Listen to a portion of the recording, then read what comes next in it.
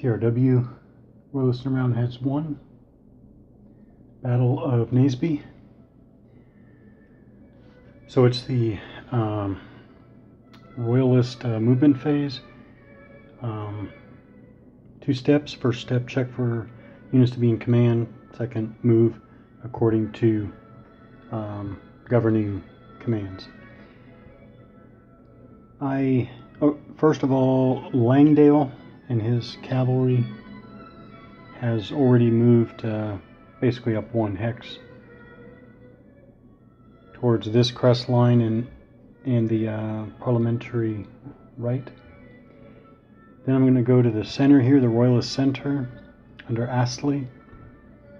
And this is going to give me an opportunity to talk about overall leaders and command span.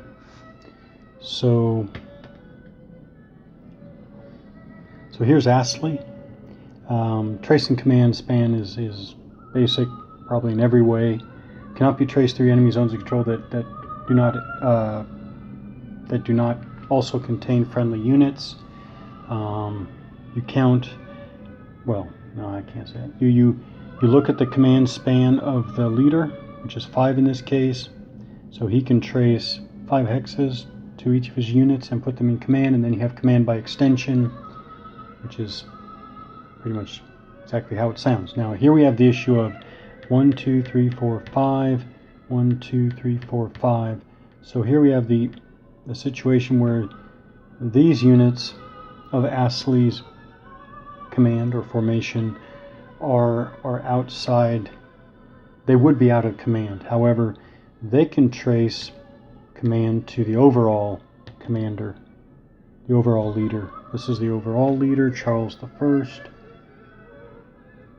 indicated by the 2 stars, although there's a mistake with Fairfax on the other side.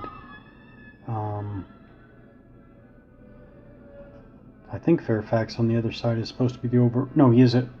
Well, he's indicated in the scenario as overall leader, and then his piece does not show him as overall leader. So I will assume that he is, and that the chit is incorrect.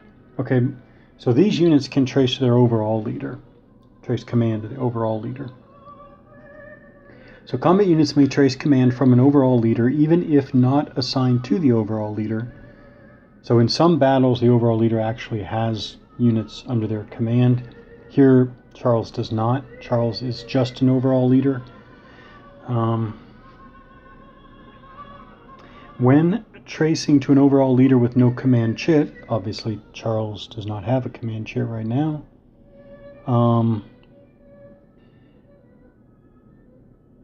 Combat units may follow their own leader's command chit. That would be Astley's advance command. Command. Or they may move 1 hex only, and in the next turn's command phase, the owning player may place a command chit under the overall leader, to be used by all units tracing command to the overall leader. Okay, so I think they will use Astley's command. Yeah, they will. But I'm going to move the other guys up first. So now I'm actually going to move. So the idea is I'm going to move Astley's troops up, and they're going to try to sweep aside these commanded musketeers, forlorn hope units, and get up to the parliamentary center there. Before I get to the combat phase and the defensive and offensive fire, I do want to point something out. So again, Langdale's cavalry basically moved 1 hex closer to the enemy, to their front. Astley moved up basically to get adjacent to the parliamentary musketeers. On the Royalist right, I want to point out that, okay,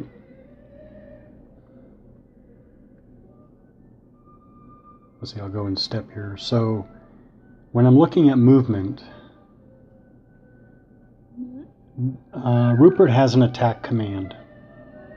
So units must move at least half of their movement allowance, and these are all cavalry with a movement allowance of 8. So we're talking 4. There's so little terrain to factor in here that basically they have to move a minimum of 4 hexes. They were pretty much, I think, all within 4 hexes of the enemy to begin with here. So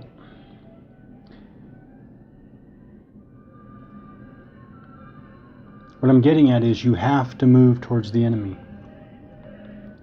I don't find any way, any exception or any way to interpret the rule differently. What I read is attack command, you have to move towards the enemy.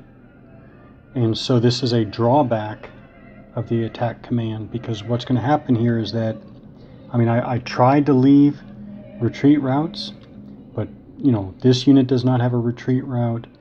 That unit, actually I guess it's just the 2 there, but some units don't have retreat routes here. And the effect of that is that the formation as a whole is likely to take more casualties as a result of that, i.e. casualties from being unable to retreat when you have to, which I'm going to assume, I'll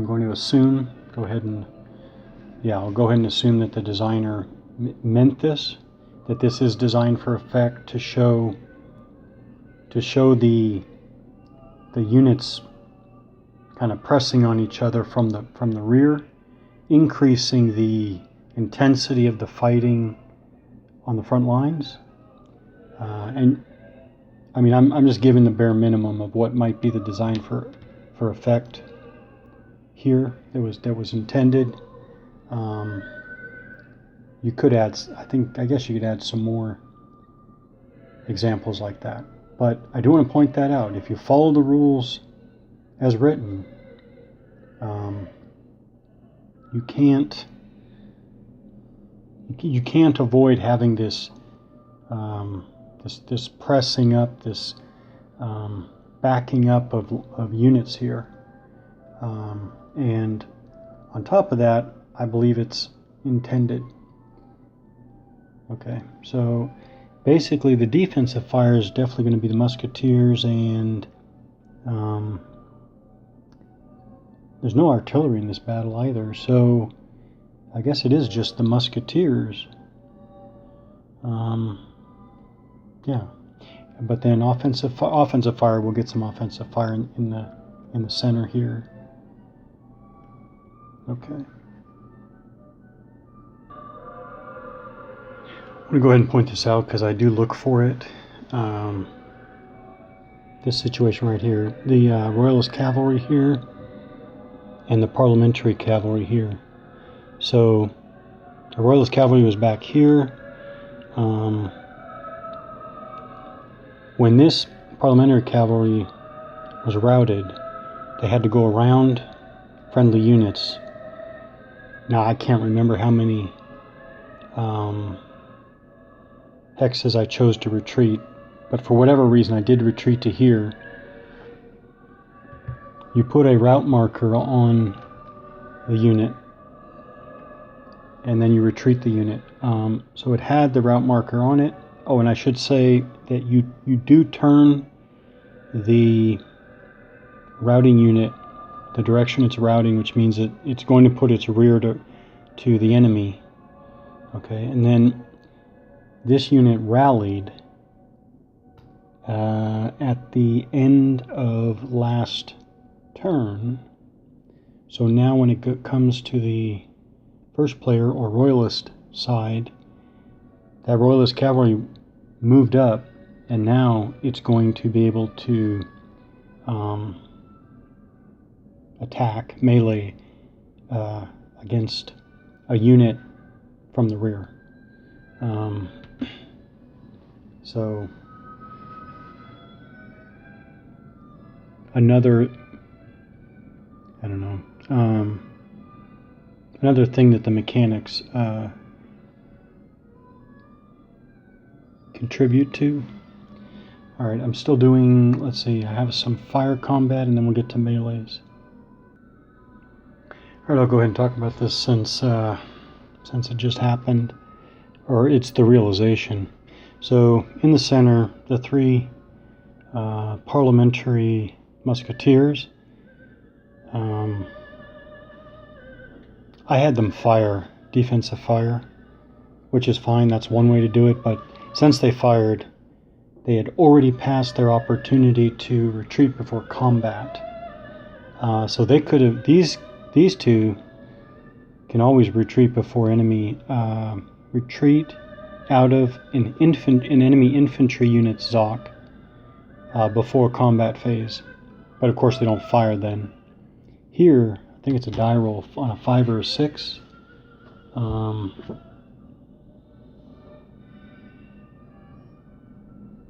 Yeah. On a die roll of 5 or 6, that musketeer unit could have retreated from the Royalist cavalry before combat. Now they're going to take offensive fire. Well, not from the cavalry because they don't have fire capability, but this unit's going to take offensive fire from York's unit, and then Lyle and Bard's units are going to be able to fire on that parliamentary musketeer. If they survive, then they can retreat before melee. Alright, there should be a lot of different melee examples here. So first I've identified them all in order. The unit up there that moved up against the far parliamentary left, he actually chose to melee this unit because it actually has a lower morale. What he can't do is melee two different units. Wouldn't that be nice? I wish the rules had that, but they don't. So he's going to choose to melee, and meleeing against the rear versus the flank is the same benefit. So it's not like, I mean, he's getting the same benefit meleeing this unit in the flank as he gets meleeing this unit in the rear. So, okay, so first we have our attacker commitment, morale check. He just barely makes it. Oh, 7. He rolls a 9. He has a morale of 9. So the attacker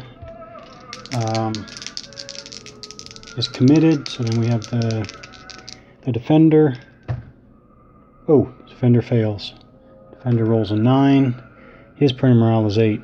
So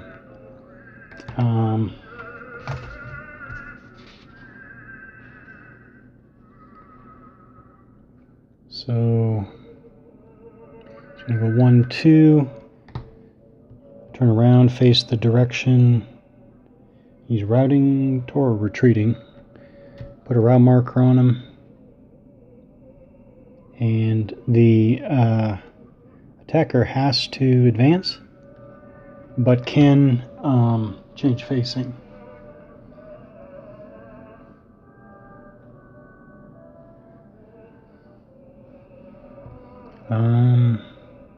Yeah, this is a hard choice, but I guess I want him to face this way. Alright, so that's the first melee. Next one here is what is here to here. Very high morale of 10 for the Royalist. Oh, they fail. Yeah, they rolled an 11. So that attack stalls. We go on to the next one. It's these two units against Ireton and his cavalry. So we got Maurice, lifeguard. Oh wow, that's he fails morale test. So Rupert, cavalry, 9. There we go. Rolls a 6. He's in. So that's Rupert here. Ireton. And this is going to be -1 for a leader. That's easy. 3 minus 1 is 2. But I'll take a look at his morale anyways. It's a 9 and strength of 3. Alright, so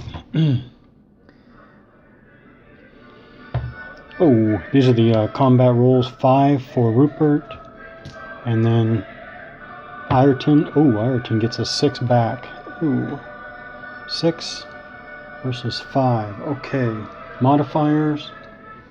They're both strength 3. Yeah, both strength 3. So Rupert is a cavalry with an attack command attacking. They get +1. So that's 6. I think that's it. Yeah. Yeah, so that's 6. That's a morale check. Which I'm going to go ahead and do now. Oh, they get snake eyes. They are fine. So the parliamentary cavalry is just fine, but they fight back. 6 +1 for the leader. Oh, and stand command. Combat unit defending with a stand command is +1. So it's 6 +1 for the stand command, +1 for the leader for 8. That's a step loss. So 1 step loss for Rupert's cavalry there, which I'll go ahead and do his morale check now. Oh, he actually fails.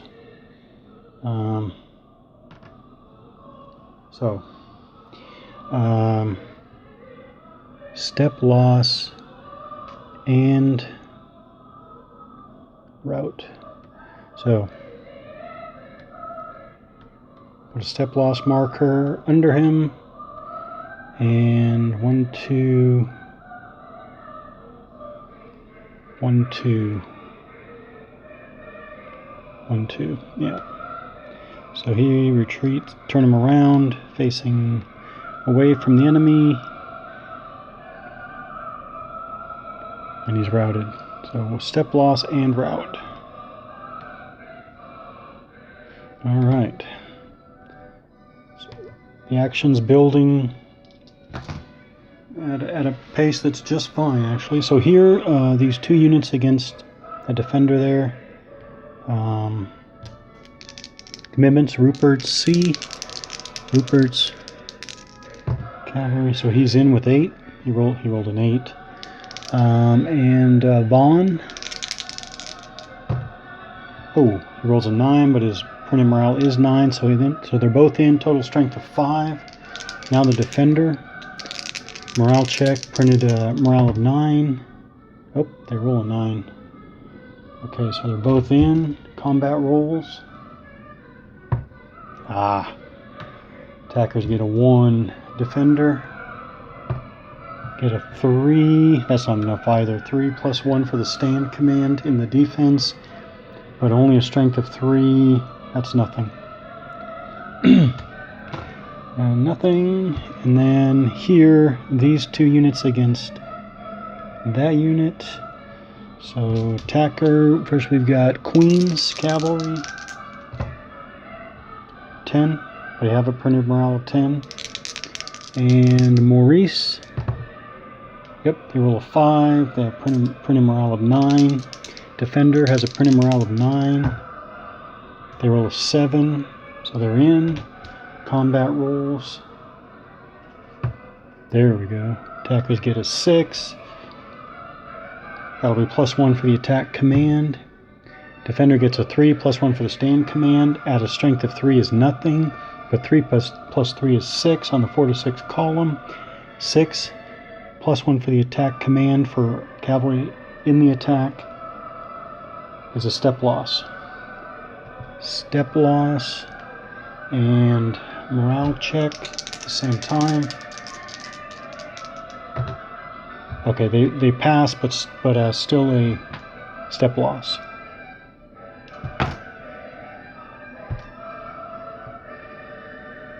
So Ireton's cavalry there, step loss. All right. Okay, now we have cavalry and infantry against musketeers. So here, what we do is the attackers have to commit still. 8 and 8 morale. That's not so good, actually. 6. So 6. Who is that? Howard. Howard is in. Howard's cavalry's in. And the other Howard unit. Oh, they roll a 9. So this one's not in, but one is in. Now, at this point, I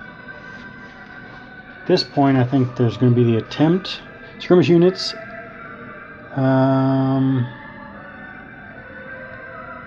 Skirmish units being attacked by cavalry units may retreat on die roll of 5 or 6. As mentioned earlier, it's the same. They roll a 1, so they are not able to withdraw ahead of the cavalry. So now they have to do a morale check. Yeah, they're in. 8. Their printed morale is 9. So then we go to the actual combat. Oh, the attackers get a 1. That's horrible. The musketeers, they get a 2, so that's nothing anyways. So, a lot of nothing there. Here, now we have infantry. They are,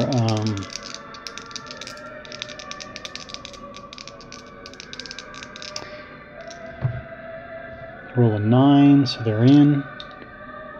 Now, they cannot...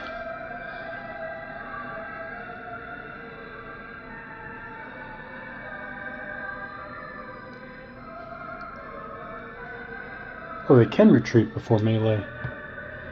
Skirmish units and cavalry, whichever retreat or stand command, being attacked by infantry combat units, may now retreat 1 to 3 hexes. Actually, they can retreat. So they're just going to retreat 1 hex. The infantry, I wonder if the infantry, I want them to advance, but I wonder if they have to advance.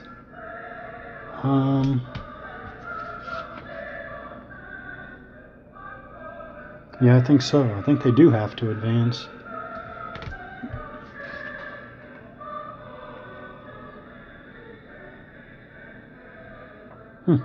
Yep, I think so. Alright, over here, Bard's infantry. Ooh, they roll 11, they're not in. Lyle's infantry. Oh, they rolled 12, they're not in either. So, all these edge cases. So if they, all of these edge cases. So if they are not in, I mean, do you stop now, or can the? I mean, I guess it's assumed. There are a lot of things assumed in this design. I guess they can't retreat as much as I want them to retreat. So that was a fair amount of melee.